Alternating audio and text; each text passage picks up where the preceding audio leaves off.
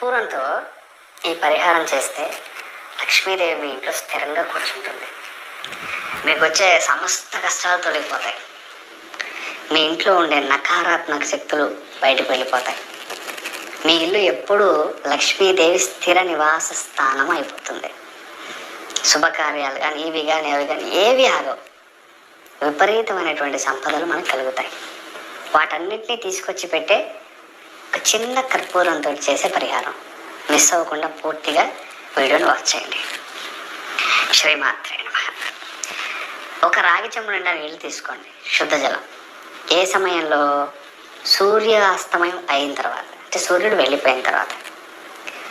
ఆ సమయం లక్ష్మీదేవి చాలా ఇష్టమైన టైం.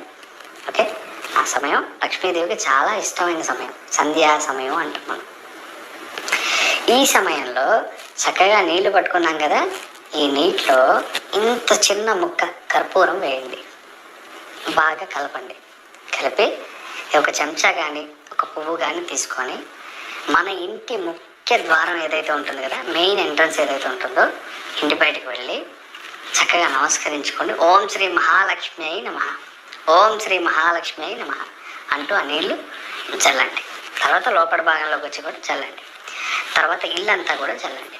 రోజు కూడా క్రమం తప్పకుండా సాయంకాల సమయంలో ఇలాగ కనుక ఎవరు ఈ కర్పూరంతో కలిపినటువంటి నీళ్లు, శుద్ధ జలాన్ని ఇలా జల్లుతూ ఉంటారో లక్ష్మీదేవి స్థిరంగా అక్కడికి వచ్చి కూర్చుంటుంది.